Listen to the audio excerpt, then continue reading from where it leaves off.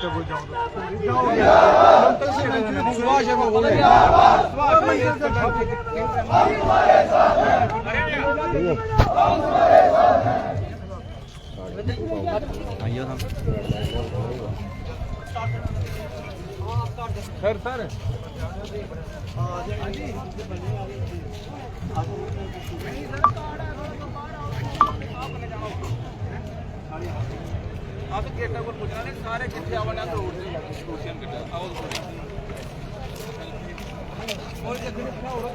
गाड़ियों का जनसलाब आप देख सकते हो। लगभग 5000 के करीब गाड़ी जो तहसील मजालता से आई थी। तो इस वक्त बट्टलवालियाँ में मोदी ग्राउंड की ओर जाते हुए लोग लगभग 10,000 के करीब लोग इस वक्त आप देख सकते हो पैदल ही मोदी ग्राउंड की ओर आते हुए, जहां से आगे जाना की अनुमति गाड़ियों को नहीं है। तो आप देख सकते हो लोगों का जो प्यार है अमित शाह के प्रति काफ़ी ज़्यादा है। तो इस वक्त के लाइव विजुअल आप बट्टलवालियाँ चौक से देख रहे हो।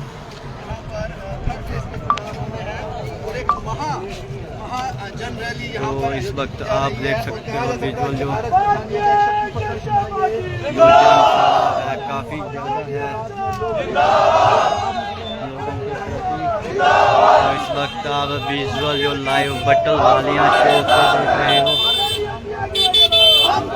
यहाँ से आगे जाने की अनुमति जो गाड़ियों की है नहीं है, लेकिन जो सिलाब है उसको आप देख सकते हो। उसको देख के आप बता सकते हो कि लोगों का जो प्यार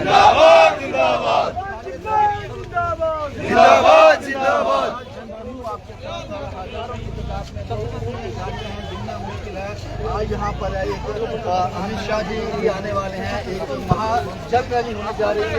क्या कहेंगे? ये देख बना एक छोटा सा मैसेज व्हाट्सएप सबको मैं किसी के साथ बात नहीं कर पाया और नॉमिनेशन भी मेरा ऐसा था। और आज की जो जन रैली जो उधमपुर ईस्ट के मध्य में, दो उधमपुर वेस्ट से भी कार्यकर्ता यहाँ पे हैं, लेकिन ये उधमपुर ईस्ट में ही ये मोदी ग्राउंड पे जो रैली है, लोगों का जो जनसमूह जो जोश देखते ही बनता है और जिसे कहते हैं उम्मीद से परे कल्पना से परे। एक है कि पार्टियां चुनाव लड़वाती हैं और कैंडिडेट प्रत्याशी चुनाव लड़ते हैं, लेकिन जब जनता चुनाव लड़ती है ना तो फिर मंजर ऐसा ही रहता है। मैं नरेंद्र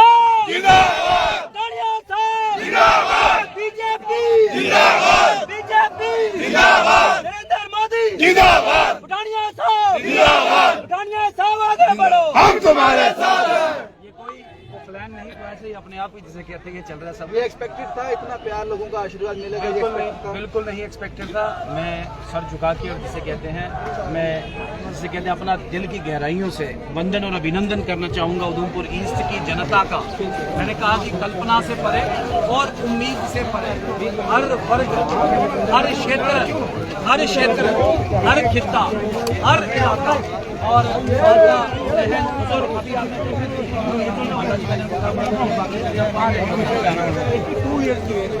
यहाँ से तकरीबन 70 किलोमीटर से कहते हैं बस में बैठ के किसी ने बैठाया ही होगा गाड़ी वहाँ पे तो खुद ही बनती है। तो ये जनता का प्यार है, जनता का नंदन और अभिनंदन है। और कहीं ना कहीं जनता नरेंद्र मोदी जी के पक्ष में, भारतीय जनता पार्टी के पक्ष में, और 5 अगस्त 2019 के फैसले पे मोहर लगाना चाहती है। ये स्पष्ट मैंडेट है उन लोगों पे जो लोग अपने जाति के बात के लिए भारतीय जनता पार्टी का जो नारा है nation first, party second and self last, उस सबका उल्लंघन करके बार बार इन लोगों ने स्पीच की कि भारतीय जनता पार्टी मेरी माँ है। अरे भाई, माँ ने तो पहले आपको कोख में और कोख के बाद फिर कहते हैं बचपन में बहलाया सहलाया चलना सिखाया। आज आप माँ पे आरोप प्रत्यारोप करेंगे? आज आप माँ पे शक करेंगे?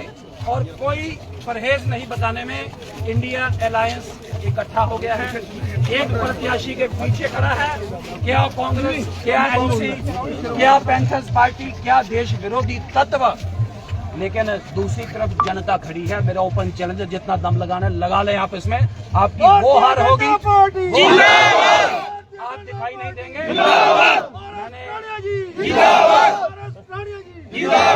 वर्ष 2014 में भी हमने एक ऐसा ही चुनाव लड़ा था जिसमें भी सभी पॉलिटिकल पार्टियां एक तरफ, मैं नहीं बोलूंगा पठानी एक तरफ, जनता एक तरफ थी, जन साधारण एक तरफ है, आम आदमी एक तरफ है। जन समूह देखकर मैं एक सवाल आपसे पूछ रहा हूँ, इस विशाल जन समूह को देखकर एक सवाल पूछ रहा हूँ।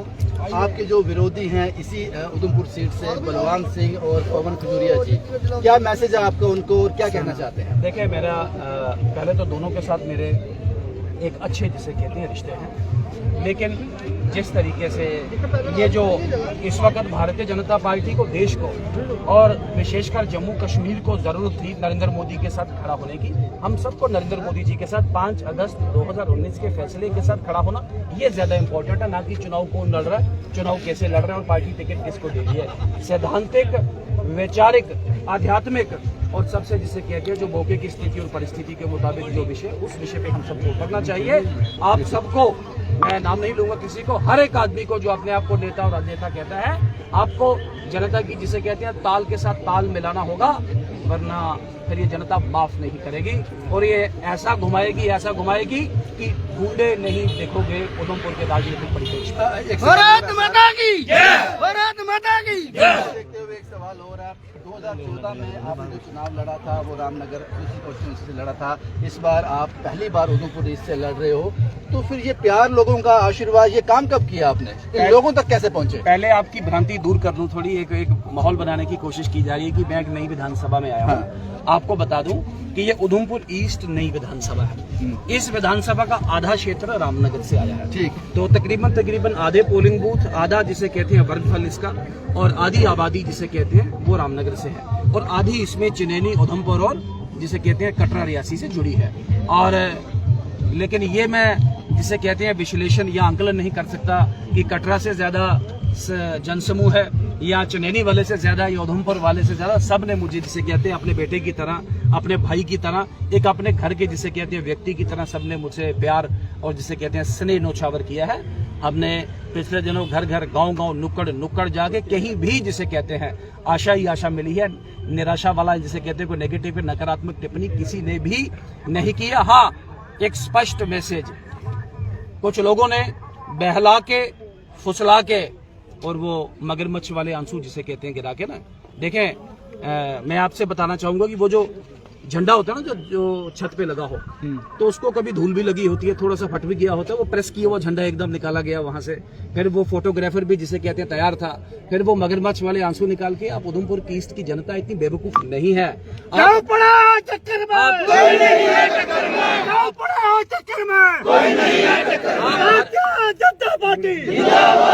भारतीय जनता पार्टी के झंडा जिसको आपने इतने वर्ष उठा के रखा, आप उसका भी घोर अपमान कर रहे हैं। ये अपमान अपने आप में चिंता का विषय है, आपत्तिजनक भी है।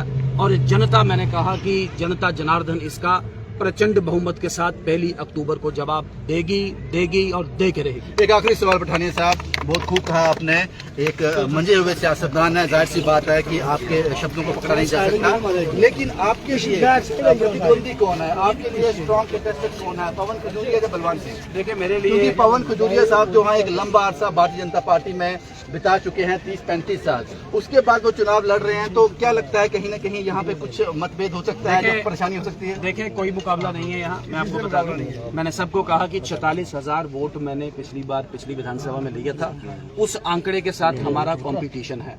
बाकी साफ शब्दों में कहें तो एक तरफ एक किसान का बेटा है और एक तरफ माफिया खड़ा है। ये माफिया और एक किसान के बेटे के बीच में चुनाव है, ये राष्ट्रवाद और अवसरवाद के बीच में चुनाव है, ये दोगलापन और जिसे कहते हैं कि राजनीतिक स्पष्टता के बीच में चुनाव है। पहुंचेगा, यही हमारा मानना है। पठानिया जी जितनी भीड़ आप इस वक्त पीछे देख रहे हो, इससे ज्यादा पंडाल में मौजूद है जो पठानिया साहब का इंतजार कर रहे हैं। माननीय